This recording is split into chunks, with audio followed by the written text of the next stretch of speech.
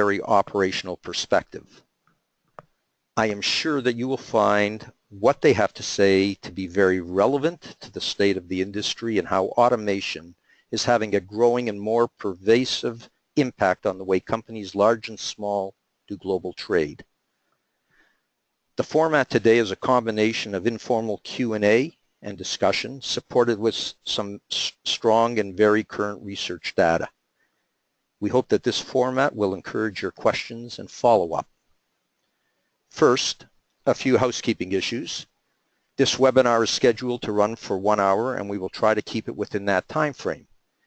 We have allowed 15 minutes for Q&A at the end, so please write your questions in the lower right-hand section of the GoToMeeting panel. We will provide a copy of the slide deck to participants at the end of the session. And we are recording this webinar, and hopefully we'll have a link to share within a week or two for those of you who would like to review the webinar at your convenience.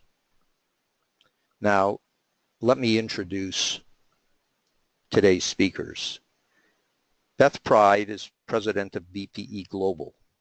BPE is a global trade consultancy firm specializing in export and import compliance and trade management. Beth is a global trade evangelist, an author of numerous benchmark reports, white papers, and articles, and she's a committed educator. Derek Abramovich is a partner and VP of Business Development of Vigilant Global Trade Services, LLC, which helps clients manage day-to-day operational compliance challenges by providing global trade compliance expertise and bandwidth. With that said, I'll turn it over to Derek. Oh, thank you for the introduction. And Beth, I'm really excited to talk on a subject that is very near and dear to both of our hearts in terms of trade automation.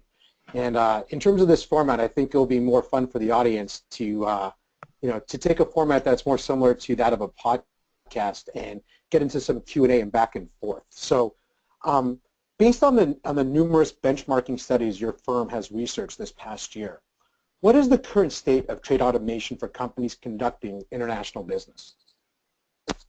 So thank you, Ned, for the great introduction. And Derek, fabulous start-off question.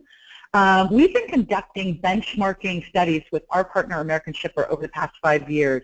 So this particular graph shows the responses that we've received to a question of how people were using global trade management solutions.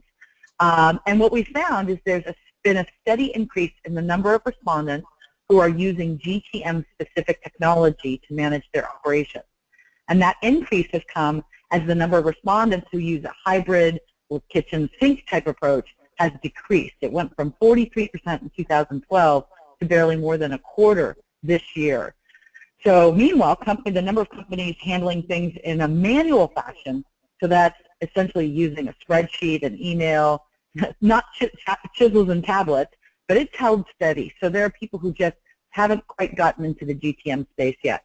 But it's good news overall. Just shy of 45% of respondents indicate that they have a single export management platform that's not Excel, compared to 33% just 2 years ago.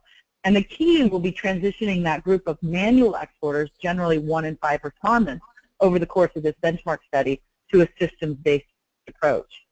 And those who said that they haven't invested in export management technology cite 2 primary reasons: lack of funding and internal resources, and a lack of visibility into the return on investment from such technology. So it's incumbent upon export compliance systems providers, actually any global trade management systems providers, to clearly spell out the ROI from their products.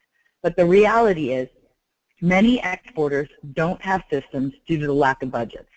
So those companies may want a system, but other IT projects take priority. And unfortunately, it often takes a compliance or operational failure and subsequent penalties or bottom line hits to motivate a company to invest in export technology.